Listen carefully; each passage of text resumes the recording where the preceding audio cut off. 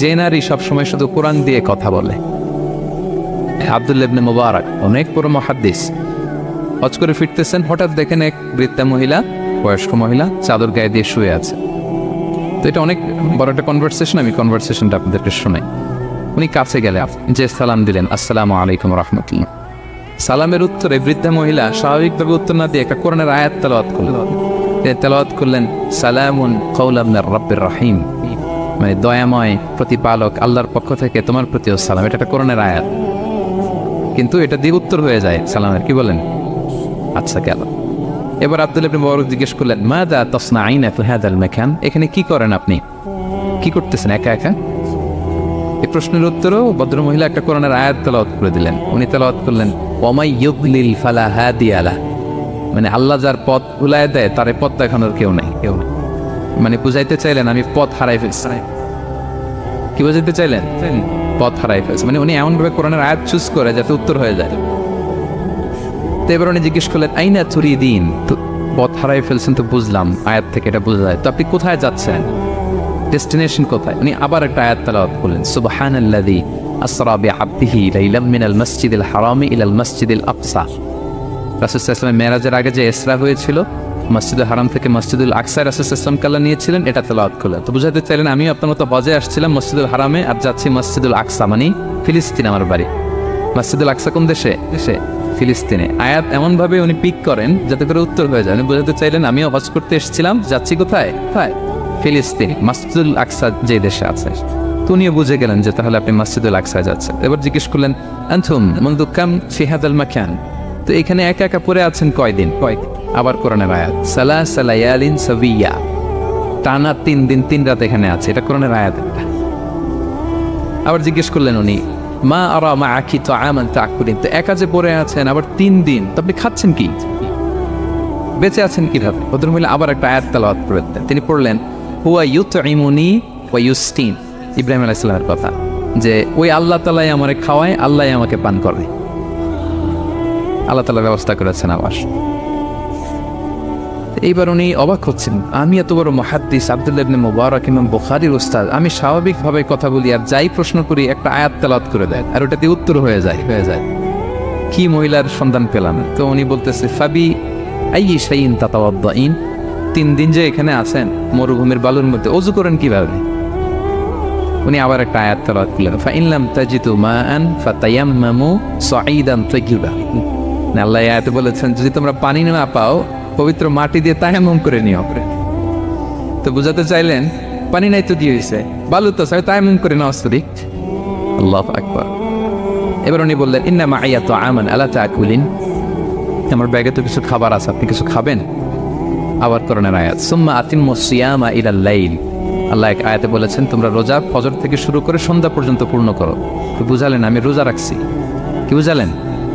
রোজা রেখেছি। এবার উনি একটু মাসালা খাটাইতে চাইলেন, ভাবলেন যে বুড়ি তুমি আমার সাথে শুধু কোরআন দিয়ে উত্তর দিচ্ছ, দাঁড়াও তোমাকে আমি আটকাইতেছি। উনি মাসালা খাটাইলেন যে ফাকুলতু লাহা লাইসা হাদা শাহরু রমাদান, তো রোজা রাখছেন মানে এটা তো রমজান মাস না, হজ করে ফিরতেছি আমরা জিলহজ মাসের শেষের দিক, কিসের রোজা? ওই মহিলা আবার একটা আয়াত তেলাওয়াত করলেন যে ওমান তাতাওয়া খায়রান ফাইনাল্লাহা শাকিরুন আলিম, আমি রমজানের ফরজ রোজা তো রাখিনি, এখন আমি নফল রোজা রেখেছি। আয়াতের অর্থ হচ্ছে তোমরা নফল যা করো এগুলোর প্রতিদান আল্লাহ তোমাদের বুঝিয়ে দেবে। রমজান না ঠিক আছে জিলহজ, কিন্তু আমি কি রোজা রেখেছি? নফল রোজা। এইবার উনি ধরছেন মাসালা, এবার বলতেছে উবি হালান আল ইফতার ফিস সাফার, সফরে তো রোজা ভাঙা যায়, রোজা তো ভাঙা যায়, খান একটু। এবার উনি কোরআন থেকে আবার তেলাওয়াত করলেন, ওয়া আনতা সুমু খায়রুল লাকুম ইন কুনতুম তা'লামুন, আল্লাহ যে আয়াতে বলেছেন যে সফরের রোজা ভাঙা জায়েজ আছে, ওই আয়াতের শেষে আবার আল্লাহ বলছেন যদি রাখো সব বেশি পাও। কেউ অসুস্থ হলে রোজা ভাঙবে, সফরের রোজা ভাঙবে। এই আয়াতের শেষে হচ্ছে ওয়া আনতা সুমু খায়রুল লাকুম ইন কুনতুম তা'লামুন, তবে রোজা যদি রাখো এটা ভালো যদি তোমরা বুঝতে। এবার উনি আর যাবে কোথায়? দিশেহারা হয়ে এবার জিজ্ঞেসই করে ফেলছে, লিমাদা লা তুকাল্লিমিনি মিসলা মা উকাল্লিমুকি, আচ্ছা মা এবার বলেন আমি আপনার সাথে যেভাবে কথা বলি আপনি এইভাবে কথা বলেন না কেন? কিছু জিজ্ঞেস করলে কোরআনের আয়াত বলেন কেন? আমি কথা বলতেছি আপনি আমার সাথে এভাবে কথা বলেন, কিছু জিজ্ঞেস করলে কোরআনের আয়াত কেন? এইটার উত্তরে উনি আর একটা কোরআনের আয়াত উনি পড়লেন, মা ইয়ালফিযু মিন কাওলিন ইল্লা লাদাইহি রাকীবুন আতীদ, আল্লাহ বলেছেন তোমরা মুখ দিয়ে যাই বের করো এটা লিখে রাখার জন্য দুই কাঁধে রাকিব আতীদ আছে, তুলে রাখে। তার মানে আমি যে তোমার সাথে কথা বলতেছি প্রত্যেকটাই তো রেকর্ডেড হয়, রেজিস্টার্ড হয়। সো এমন কিছু বলি যেটাতে সওয়াব হয়, যেটাতে ভুল না হয়। আল্লাহু আকবার, সুবহানাল্লাহ। কি নারী ছিল, কেমন নারী তিনি ছিলেন, কি পুরো ঘটনাটা শুনবেন? হ্যাঁ, শেষ করবো ঘটনাটা। আচ্ছা, উনি অবাক হলেন যে কি মহিলা, এরকম মহিয়সী গরিয়সী নারীও পৃথিবীতে আছে। তো উনি বললেন ঠিক আছে মা, আপনি যেহেতু পথ হারাই ফেলছেন, আমার ওটটাকে আমি নিয়ে আসি। ফাহাল্লাকা আন আহমিলুকি আলা নাফাতি হাদিহি ফাতুদরিকিল কাফেলা, আমার ওটটা নিয়ে আসি, ওটে বসেন, আমি আপনাকে এগিয়ে দিয়ে কাফেলাতে যুক্ত করে দেই। আপনি কি রাজি আমার ওটে বসবেন? আবার কোরআনের আয়াত, ওমা তাফআলু মিন খাইরিন ফাইনাল্লাহা বিহি আলিম, তোমরা যত ভালো কাজ করো আল্লাহ সেটা জানেন, মানে তোমার এই ভালো কাজ আল্লাহ জানেন, আল্লাহ এর প্রতিদান দিবেন। কলা ফানাফতু নাকাতি, আমি ওট বসালাম এবং বললাম ওঠেন। উনি যখন উঠতেছে আমি এভাবে তাকায় আসছি, তা আমি যে তাকায় আসছি উনি একটা আয়াত তেলাওয়াত করলেন যে কুল্লিল মুমিনিনা ইয়াগুদ্দু মিন আবসারিহিম, এর অর্থ হচ্ছে নবী হে মুমিনদেরকে বলুন তারা যেন পরনারী দিকে তাকায় না থাকে, চোখ যেন নিচে রাখে, তারা যেন চক্ষু অবনমিত করে। মানে বুঝাতে চাইলেন যে আমি তো বেগানা নারী, পরনারী, তা আমি ওটে উঠতেছি, আপনি তাকায়। সে হয়তো তাকায় আছে যে বৃদ্ধা মহিলা উঠতে যদি কষ্ট হয় পড়ে যায়, তো উনি যখন দেখতেছেন তাকায় আছে, উনি বলতেছে ফুল্লিল মুমিনিনা ইয়াগুদ্দু মিন আবসারিহিম, নবী হে বলুন বিশ্বাসীদের তারা যেন চোখ নিচের দিকে করে রাখে। তো উনি লজ্জা পেয়ে গেলেন, ফাকাদাতু বাসারি, আমি লজ্জায় চোখ নামালাম। এরপর আমি বললাম ইরকাবি ওয়াকাদ আকালতু নাকাত, ওঠেন। আমি আবার ওটের রশি ধরে টানতে আরম্ভ করলেন। ভদ্রমহিলা উঠেই আবার কোরআনের আয়াত পড়লেন, যেটা আমরা গাড়িতে বা কোনো বাহনে উঠলে পড়ি। তিনি পড়তে আরম্ভ করলেন সুবহানাল্লাযী সাখখারা লানা হাযা ওয়া মা কুন্না লাহু মুকরিনিন ওয়া ইন্না ইলা রাব্বিনা লামুনকালিবুন। প্রশংসা সে আল্লাহ, যে আল্লাহ এই বাহনকে আমাদের জন্য বশীভূত করে দিয়েছেন। তিনি বশীভূত না করলে আমরা তো এটাকে বশীভূত করতে পারতাম না। আপনারা যখন গাড়ি স্টার্ট দিবেন এই দোয়াটা পড়েন তো আপনারা। গাড়ি স্টার্ট দিলে, বিমানে উঠলে, ঘোড়ায় উঠলে, যে কোনো বাহনে উঠলে এটা পড়তে হয়, কোরআনের আয়াত। তো এই বললেন, আমি এবার উঠলাম, ওটের জিমাম ধরে টানতে লাগলাম না, আর একটু হই হই শব্দে ওট চালাতে লাগলাম যাতে করে তাড়াতাড়ি যাওয়া যায়। উনি কোরআনের আয়াত বললেন ওয়াকসিদ ফি মাশি ওয়াগদুদ মিন সাউতিক, কোরআনের আয়াত। মানে তোমার চলার ক্ষেত্রে তুমি মধ্যম পন্থা অবলম্বন করো আর গলার সাউন্ডটা একটু ছোট করো। এটা কিন্তু লোকমান হাকিম তার ছেলেকে বলেছিলেন যে বাবা তুমি যখন হাঁটবে মধ্যম পন্থায় হাঁটবে, আর শাউট করবে না, নয়েজ করবে, কণ্ঠটাকে নিচু করবে। এই আয়াতটা উনি পড়ে দিলাম। মানে বুঝাতে চাইলেন আপনি হাজি মানুষ, ফস করে আসছেন, এইভাবে যাচ্ছেন কেন, আপনি স্লোলি যান। ফাজাআলতু আমশি রুয়াইদান ওয়া আতারান্নামু বিশআর, এরপর আমি আস্তে আস্তে যেতে লাগলাম আর কবিতা আবৃত্তি করতে লাগলাম। আরবদের অভ্যাস ছিল তারা শত শত লাইন কবিতা মুখস্থ পারত, দিনকে দিন মরুভূমিতে চড়তো আর কবিতা পড়তে। তো আমি কবিতা গুনগুন করে কবিতা পড়তেছি আর যাচ্ছি। এই মহিলা পিছন থেকে আয়াত তেলাওয়াত করলেন আবার, ফাকরাউ মা তায়াসসারা মিনাল কুরআন, মানে কোরআনের যেখান দিয়ে সহজ লাগে ওইখান দিয়ে পড়েন। মানে বুঝাতে চাইলেন কবিতা বললে কি লাভ, আপনি কোরআন পড়েন। উনি আবার লজ্জা পেয়ে কোরআন পড়তে আরম্ভ করলেন। এবার যেতে যে কাফেলা থেকে উনি মিসিং, যে ক্যারাভেন থেকে মিসিং, ওই ক্যারাভেনের সাথে যুক্ত হলেন। এবার জিজ্ঞেস করলেন যে হাদিহিল কাফেলা মান লাকি ফিহা, এই তো আপনার কাফেলা, এখানে কে আছে আপনার, কেউ আছে? আবার কোরআনের আয়াত, আল মাল ওয়াল বানুনা জিনাতুল হায়াতিদ দুনিয়া, অর্থাৎ সম্পদ, সন্তান, এগুলো আল্লাহর দেয়া নেয়ামত। এটা দিয়ে বুঝাতে চাইলেন হ্যাঁ আমার কিছু সন্তানাদি আছে। উনি বুঝতে পারলেন ফাআলিমতু আন্না লাহা আওলাদান ফিহা, আমি বুঝলাম যে ওনার সন্তান-সন্ততি এখানে আছে। এবার একটা চান্স পেয়ে গেছে আব্দুল্লাহ ইবনে মুবারক। কি পেয়ে গেছে? উনি মনে মনে ভাবলেন ওনার ছেলেদের নাম কি, এটা জিজ্ঞেস করি, তাইলে তার উত্তর দিতে পারবে না। সুন্দর না প্রশ্নটা? এবার উনি বলতেছে ফাকুলতু লাহা মা আসমাউ আওলাদি, মা এবার একটু বলেন তো আপনার ছেলেগুলোর নাম কি জিজ্ঞেস করলেন। এটা তো আর নান্টু বল্টু সল্টু তো আর কোরআনে পাওয়া যায় না। আমরা নাম রাখি কি সল্টু বল্টু কোরআনে আছে নাই। তো উনি এবার চান্স নিলেন, এবার জিজ্ঞেস করি আপনার ছেলের নাম কি। এবার আর উত্তর থাকবে না, অনেকক্ষণ আমার সাথে এক করছে না। তো জিজ্ঞেস করতেছে লাহা ওয়ামা আসমাউ আওলাদিক, আপনার ছেলেদের নাম কি একটু বলেন তো। এই প্রশ্নের উত্তরে উনি 3টা আয়াত তেলাওয়াত করতেন। এতক্ষণ তো একটা, এখন কয়টা? এখন 3 নম্বর গিয়ারে চালাইতে। উনি প্রথম আয়াত তেলাওয়াত করলেন ওয়াত্তাখাযাল্লাহু ইব্রাহিমা খলিলা, এরপরে বললেন ওয়া কাল্লামাল্লাহু মূসা তাকলিমা, সবশেষে বললেন ইয়া ইয়াহইয়া খুযিল কিতাবা বিকুওয়া। আল্লাহু আকবার। আমি ইব্রাহিমকে খলিল হিসেবে নিয়েছি, মূসাকে কালিমুল্লাহ বানিয়েছি, এবং ইয়াহইয়াকে বলেছি হে ইয়াহইয়া তুমি তাওরাত কিতাবকে শক্ত করে ধরো। তার মানে বুঝাতে চাইলেন আমার বড় ছেলের নাম ইব্রাহিম, পরের ছেলের নাম মুসা, ছোট ছেলের নাম ইয়াহিয়া। সুবহানাল্লাহ পড়বেন না?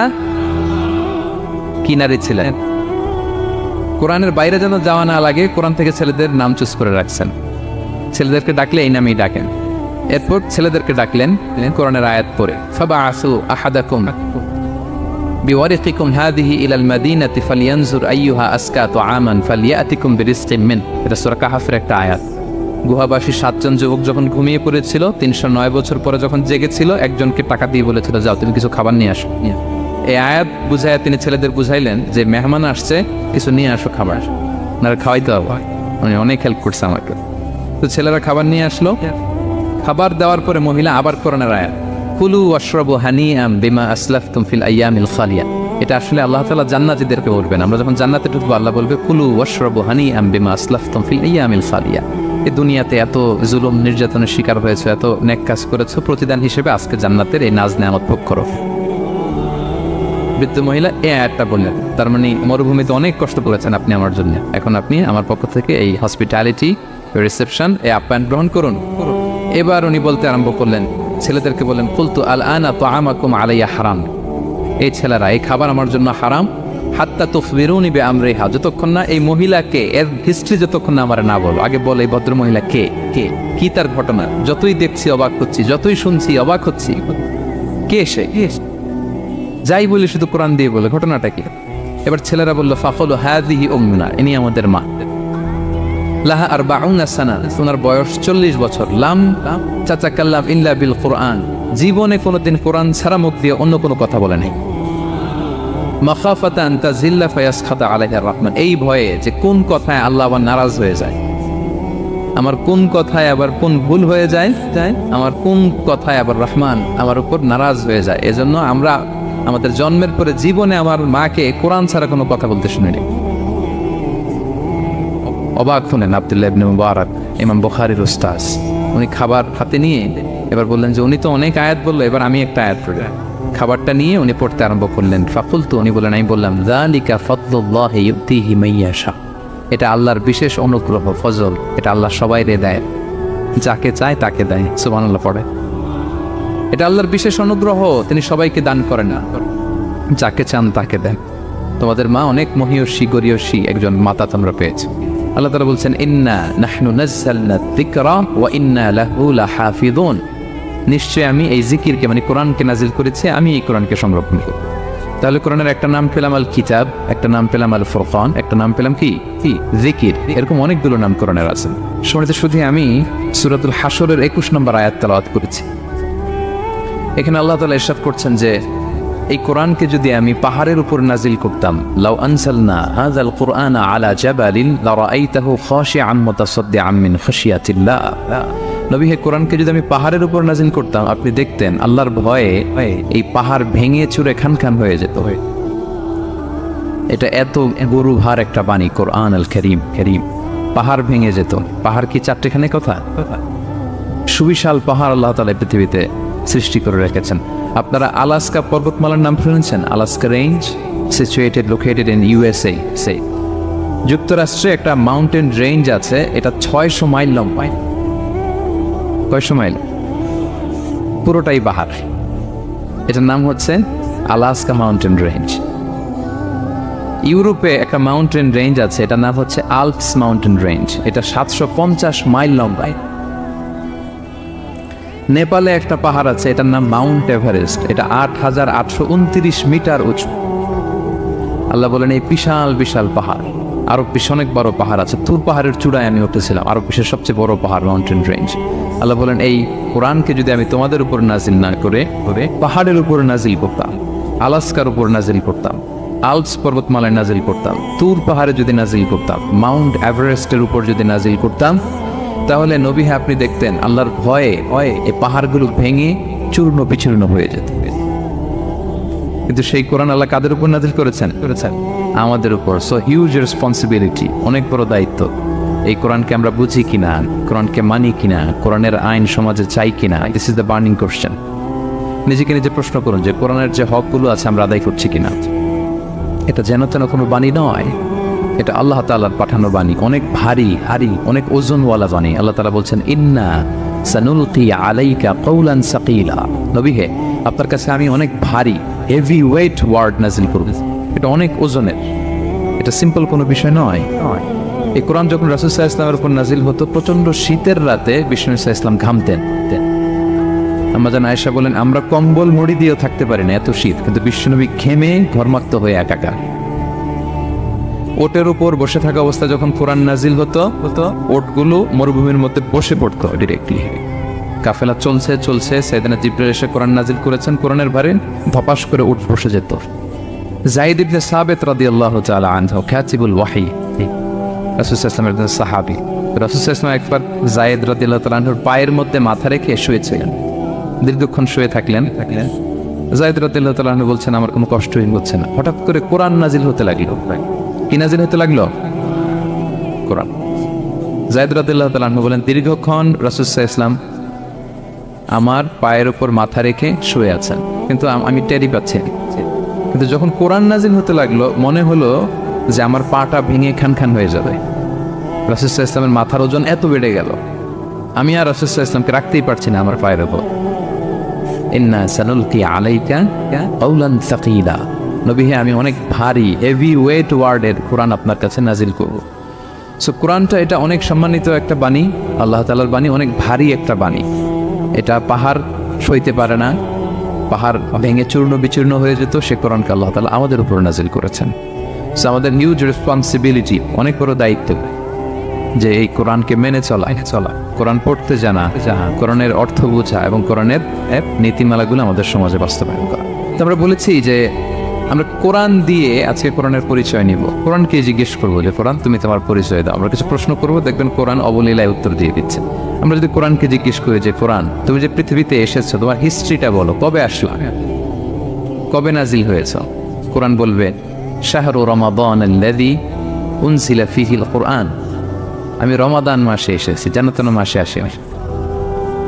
কোরআনকে যদি আমরা প্রশ্ন করি যে কোরআন রমাদান তো 29 দিন বা 30 দিন, তো এই 30 দিনের বা 30 রাতের কোন দিন বা কোন রাতে এসেছ, কোরআন বলবে ইন্না আনজালনাহু ফি লাইলাতুল কদর, আমি কদরের রাতে এসেছি।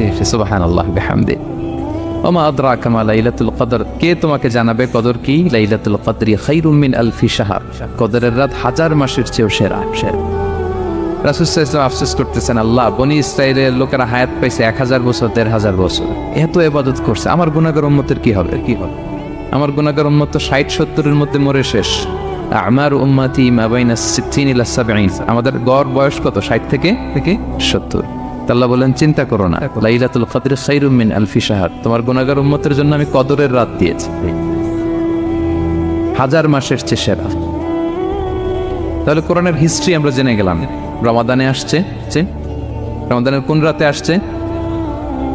এখন যদি জিজ্ঞেস করি তুমি কি একা একা আসছো না কেউ নিয়ে আসছে তোমার, এবার কি উত্তর পাওয়া যাবে? এই প্রশ্নের উত্তরে কোরআন আমাদেরকে জানায় যে আমি একা আসিনি। নাযালা বিহির রূহুল আমিন, রূহুল আমিন হচ্ছে জিবরাইল আলাইহিস সালামের একটা নাম, বিশ্বস্ত আত্মা। রূহুল আমিনের সাথে আমি এসেছি, সবচাইতে বিশ্বস্ত, যেহেতু এটা আল্লাহর বাণী, এটা আসার সময় যদি অন্যের কথা ঢুকায় দেয় তাহলে ভেজাল আছে না নাই? আমিন, বিশ্বস্ততার সাথে যে পৌঁছে দিবে, বাণী বাহকের কাজ করবে, এরকম সবচাইতে বিশ্বস্ত ফেরেশতা জিবরাইলকে দিয়ে আমি পাঠিয়েছি। তাহলে কোরআন একা আসে, সবচাইতে শক্তিশালী ফেরেশতা জিবরাইল আলাইহিস সালামের লাহু সিত্তুমিআতু জানাত, 600 পাখা, 600 পাখা, সব নবীদের কাছে এসেছেন ওহী নিয়ে, এরকম একজন ফেরেশতা দিয়ে কোরআনকে পাঠানো হয়েছে। এবার যদি জিজ্ঞেস করি যে কোন ভাষায় তোমাকে নাজিল করা হয়েছে বলো, আচ্ছা এটা কোরআনে? কোরআন আমাদেরকে জানাচ্ছে ইন্না আনসালনাহু কুরআনান আরাবিয়ান লাআল্লাকুম তাআকিলুন, নিশ্চয় আমি কোরআনকে আরবি ভাষায় নাজিল করেছি যাতে তোমরা বোঝো। সুস্পষ্ট আরবি ভাষায় এই কোরআনকে আল্লাহ তাআলা নাজিল করেছেন। তাহলে হিস্ট্রি আমরা জানতেছি ধীরে ধীরে, না? রমাদানে আসলো, কদরে আসলো, একা আসে নাই, জিবরাইল আলাইহিস সালামের সাথে আসলো, আরবি ভাষায় নাজিল হলো। এবার যদি জিজ্ঞেস করি যে তুমি যে আসলা, তোমাকে যে আমাদের তেলাওয়াত করতে হবে, তো এই তেলাওয়াত করার গাইডলাইনটা কি, কিভাবে তেলাওয়াত করব, তেলাওয়াত করার সিস্টেমটা কি, এটা যদি আমাদেরকে একটু বলতে। তো কোরআন এই প্রশ্নের উত্তরে প্রথমে আমাদেরকে বলে যে আমাকে যদি আবৃত্তি করতে চাও, তেলাওয়াত করতে চাও, প্রথম গাইডলাইন হচ্ছে লা ইয়ামাসসুহু ইল্লাল মুতাহহারুন, এর অর্থ হচ্ছে পবিত্র ছাড়া কেউ এই কোরআনকে স্পর্শ করতে পারে না। যদিও এটা দিয়ে লাউহে মাহফুজের কথা বলা হয়েছে, ফেরেশতাদের কথা, কিন্তু বিষ্ণু বলেছেন লা ইয়ামাসসুহু ইল্লা তাহির, পবিত্রতা ছাড়া কোরআন ধরা যায় না। তাহলে কোরআন তেলাওয়াতের প্রথম গাইডলাইন কি? পবিত্রতা। ওযু করতে হবে, ডোন্ট টাচ মি উইদাউট অ্যাবলুশন। কোরআন আপনাকে অর্ডার করবে ওযু ছাড়া আমাকে টাচ করা যাবে না। আচ্ছা, ওযু করলেন, তারপরে কি শুরু করে দিতে পারবেন না? কোরআন বলে ফাইদা ক্বারাতাল কুরআনা ফাস্তাঈদ বিল্লাহি মিনাশ শাইতানির রাজিম। কোরআন পড়ার আগে তোমার যে সুস্পষ্ট দুশমন ওই শয়তানের ব্যাপারে আল্লাহর কাছে পানাহ চেয়ে নাও। মানে পড়ো আউযু বিল্লাহি মিনাশ শাইতানির রাজিম বিসমিল্লাহির রহমানির রহিম।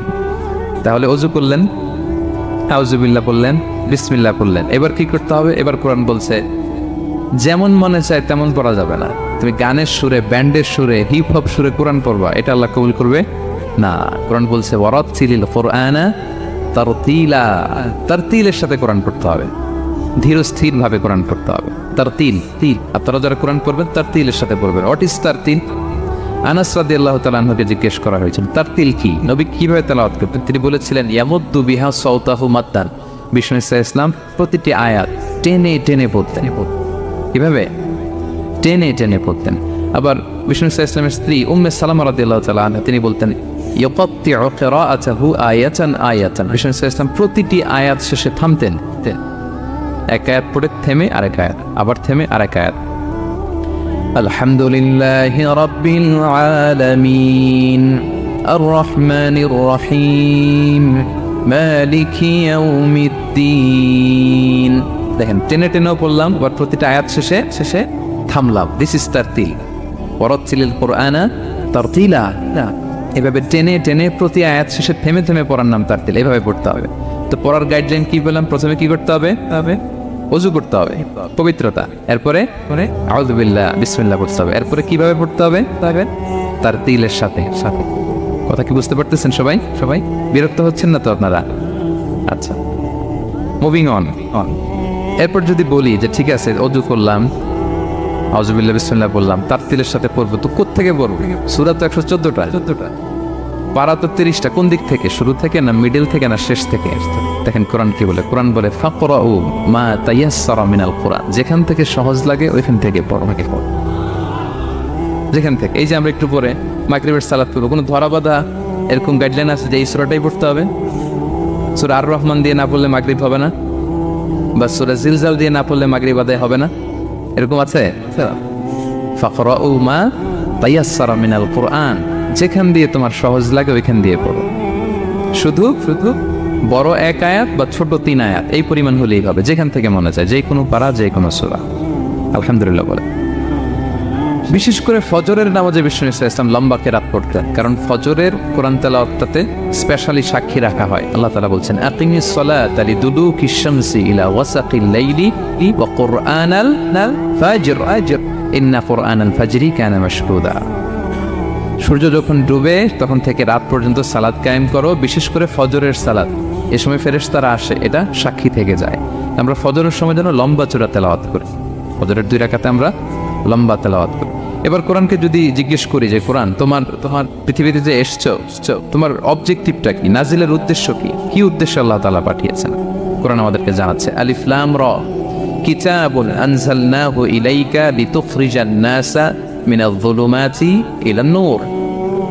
এই কোরআনকে আমি নাজিল করেছি যাতে অন্ধকারাচ্ছন্ন মানুষগুলোকে নবী হে আপনি আলোর দিকে নিয়ে যেতে পারেন। I have revealed this holy book to you in order to lead the mankind out of darkness into the light. কোরআন আমাদেরকে আলোর দিকে নেয়। কিসের দিকে নেয়? আলোর পথ দেখায়, মুক্তির পথ দেখায়। তো মুক্তির জন্য আমি এই কোরআনকে পাঠিয়েছি।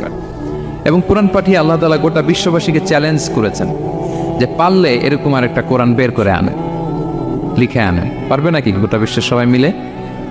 আমরা যখন বই লিখি, বইয়ের ভূমিকাতে লিখি যে মানবিক দুর্বলতার কারণে বা আমার জ্ঞানের কমতির কারণে কিছু ভুল হতে পারে বা টাইপো মিস্টেক হতে পারে।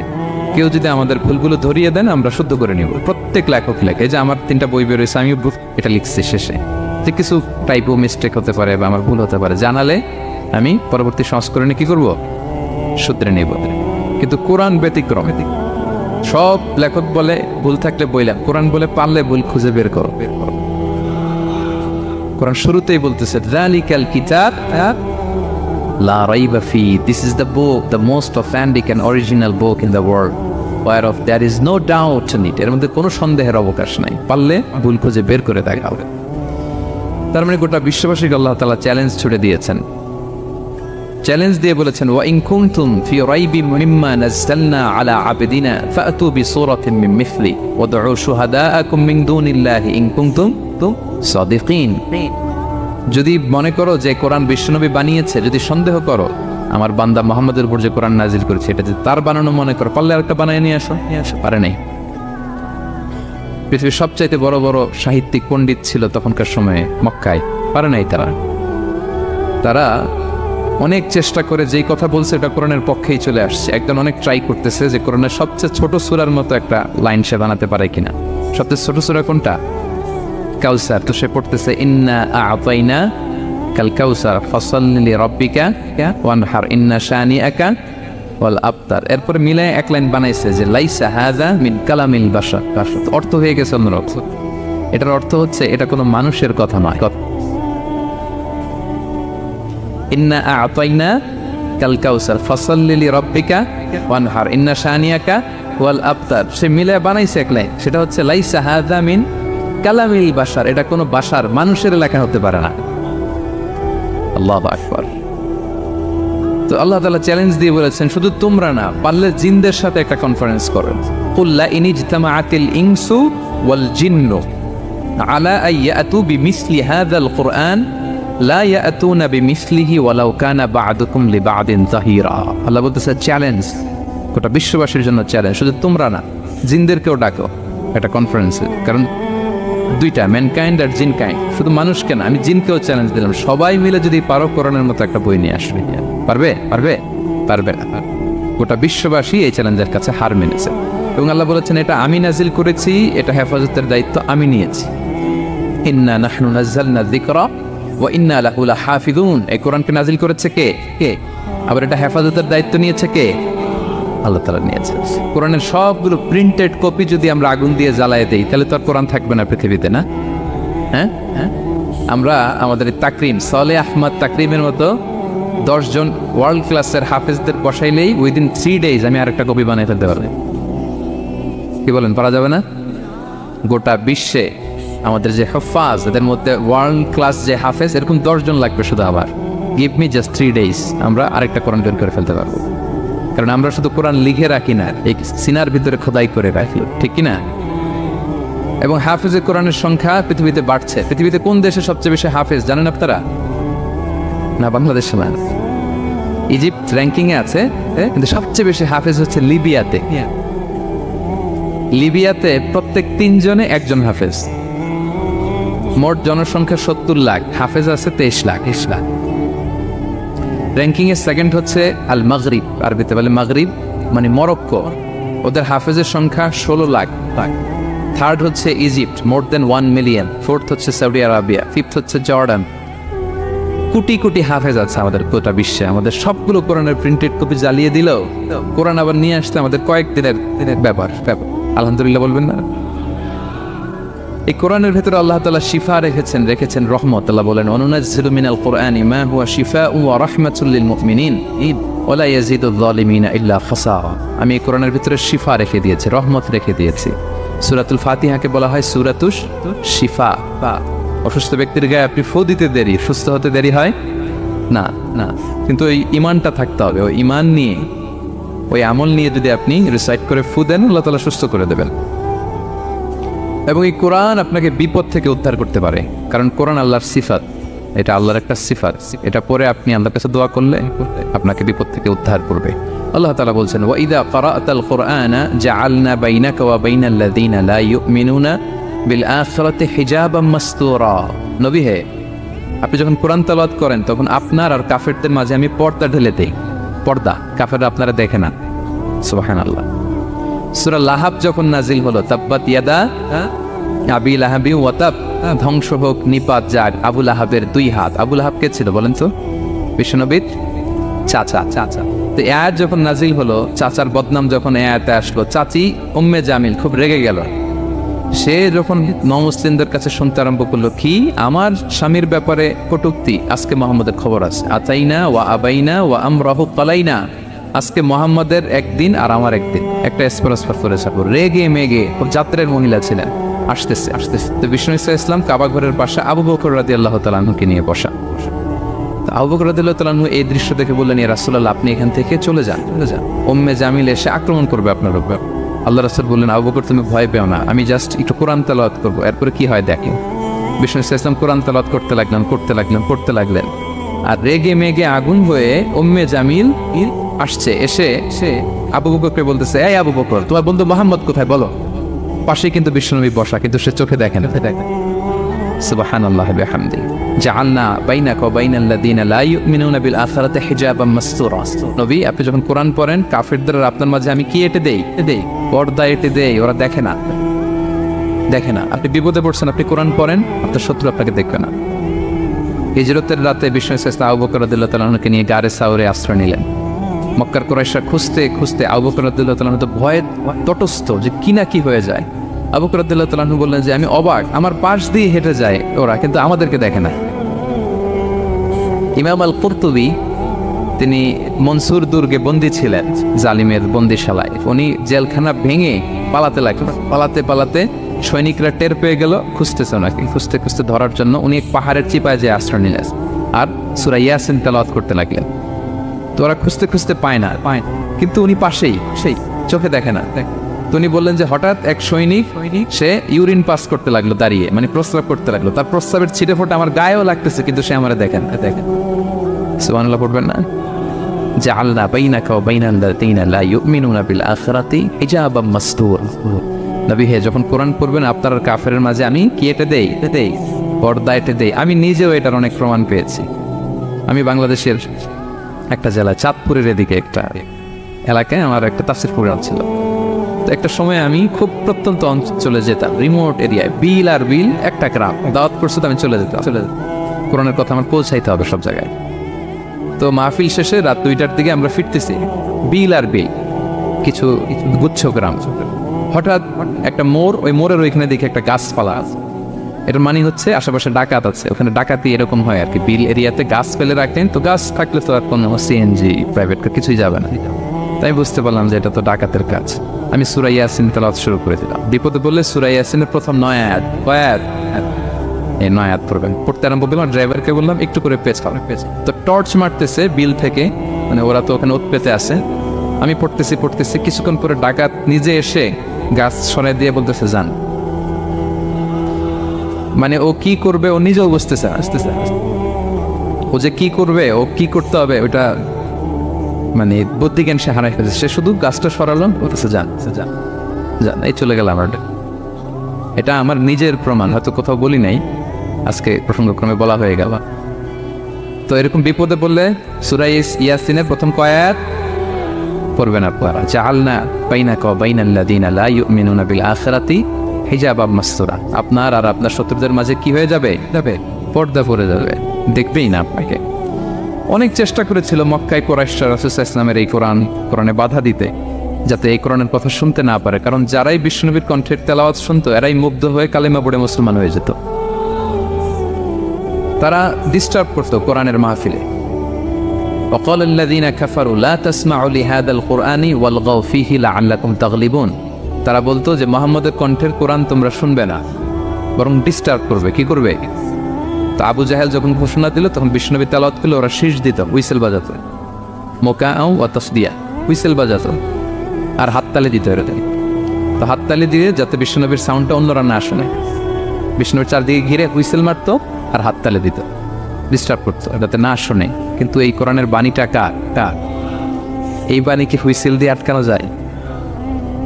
হাততালি দিয়ে, র‍্যাপ দিয়ে, পুলিশ দিয়ে, কোনো বাধা দিয়ে আটকানো যাবে না। পৃথিবীর কোনো শক্তি দিয়ে এটাকে আটকানো যায় না, এটা তো আল্লাহর বাণী।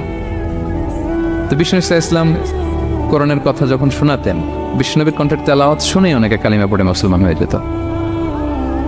তো আবু জাহেল কোনো দিশা না পেয়ে পরে মক্কার যে পার্লামেন্ট, দারুন নদওয়াতে বিল উত্থাপন করলো যে আজকে থেকে মুহাম্মদের কণ্ঠের তেলাওয়াত কেউ শুনতে পারবে না। তো মজার ব্যাপার হচ্ছে সবাইকে না করে লুকায় লুকায় সে নিজেই শুনতে যায়, কারণ সে তো আরব হওয়ার ফলে কোরআনের যে ভাষা শৈলী, যে প্রাঞ্জল বাক্যবিন্যাস, শব্দের বুনন, এটা শুনে সে অবাক হয়ে যায় যে এত সুন্দর বাক্যবিন্যাস কিভাবে হতে পারে। তো সবাইকে দিনের বেলা নিষেধ করে, রাত্রিবেলা বিষ্ণু ইসলাম রিভাইজ করতেন, লুকায় লুকায় ওনার ঘরের পিছনে যেয়ে শুনতো। শুধু সেই না, তার ডান হাত বা হাত ওয়ালিদ ইবনে মুগিরা, উতবা সাইবা, উতবা ইবনে মুগিরা, সাইবা ইবনে মুগিরা, ওয়ালিদ ইবনে মুগিরা, এরা সবাই কি করতো? লুকিয়ে লুকিয়ে কোরআন শুনতো। পরে বিশ্বনবী যখন ঘুমের প্রস্তুতি নিতেন, সব ফিরে আসতো। ফিরে আসার সময় সবার দেখা হয়ে যেত। তারা লজ্জিত হতো। সবাই বলতো, আবু জাহেল ঘটনা কি? দিনের বেলা তুমি শুনতে নিষেধ করো, রাতে তো তুমিই চলে আসো। তো সে বললো, আজকে কঠিন দারুন নাদওয়ার পার্লামেন্টে বিল পাস করবো, যে এমনটা করবে এই শাস্তি মাথার চুল কামিয়ে মক্কার বাজারে ঘুরানো হবে। এই বিল যেদিন পাস হয়েছে, আবু জাহেল ওই দিন নিশ্চিত ভাবতেছে, আজকে যে বিল পাস করছে কেউ তো যাবে না, আমি একটু যাই। মানে আজকে যে কঠিন শাস্তির ঘোষণা দিছি, আজকে কেউ এই স্পর্ধা দেখাবে না। দেখ, মোহাম্মদ তো তেলাওয়াত শুরু করে দিয়েছে, কি যে মধুর বাণী, যাই একটু শুনে আসি। ওয়ালিদ ইবনে মুগিরারও একই প্ল্যান, যে আজকে আবু জাহেল যে টাইট দিছে কেউ যাবে না, আমি একটু যাই। তো এভাবে সবাই লুকিয়ে লুকিয়ে বিষ্ণুনবীর ওখানে যায় হাজির, মন্ত্রমুগ্ধ তেলাওয়াত শুনছে। বিষ্ণুনবীর তেলাওয়াত শেষ, ফিরে যখন আসতেছে, ফিরে আসার রাস্তায় আবার দেখা হয়ে গেছে। তো এভাবে তারা কোরআনকে বাধা দিতে যেয়ে বারবার নিজেরা লজ্জিত হতো। এবং হজের মৌসুমে যখন ভিন দেশ থেকে লোকেরা আসতো, মক্কার যে এন্ট্রিগুলো আছে, আবু জাহেল লোক বসিয়ে রাখতো, বলতো যে সবাইকে বলবা এখানে একটা উন্মাদ লোক আছে, বীর বীর করে কি যেন বলে, নাম তার মোহাম্মদ। তোমরা হজ করতে আসো, হজ করো, জমজমের পানি খাও, সাফা মারোয়ায় দৌড়াও, কিন্তু এই মোহাম্মদের কাছেও যাওয়া, গেলেই পাগল হয়ে যাও। মানুষের একটা অভ্যাস আছে, আল ইনসানু হারিসুন আলা মা বুনিয়া, মানুষের যেটা করতে না বলা হয় বেশি, মানুষ এটা করে বেশি। তো রাসূল সাল্লাল্লাহু মুহাম্মদের কথা কিন্তু ভিনদেশীরা জানতোই না। মুহাম্মদের কাছে যেও না যখন বলছে, সবাই মনে মনে প্ল্যান করে নিছে, আর যাই করি আর না করি মুহাম্মদের দেখে যাইতে হবে। তো এরা হস্টস করে সবাই খুঁজতো, হু ইজ দিস মুহাম্মদ, কে এই মুহাম্মদ? রাসূল সাল্লাল্লাহু আলাইহি ওয়াসাল্লামের কাছে আসতো। রাসূল সাল্লাল্লাহু আলাইহি ওয়াসাল্লামের তেলাওয়াত তো অনেক দূরে, চেহারা দেখে অনেকে কালিমা পড়ে মুসলমান হয়ে যেত। এত নুরানি চেহারা বিশ্বনবী ছিল, এত সুন্দর তেলাওয়াত ছিল। প্রিয় ভাইরা, সেই কোরআনকে আল্লাহ তাআলা বলছেন যে পাহাড়ের উপর যদি নাজিল করতাম, পাহাড় ভেঙে কি হতো? চুরমার হয়ে যেত। পাহাড়ের উপর নাজিল না করে কার উপর নাজিল করছে? আমাদের উপর নাজিল করছে। আমাদের হিউজ রেসপন্সিবিলিটি, এই কোরআনকে আমাদের বুঝতে হবে, জানতে হবে। কোরআন শুদ্ধভাবে পড়ার প্রচেষ্টা চালাবেন তো? রেগুলার কোরআনের অর্থ বুঝবেন তো?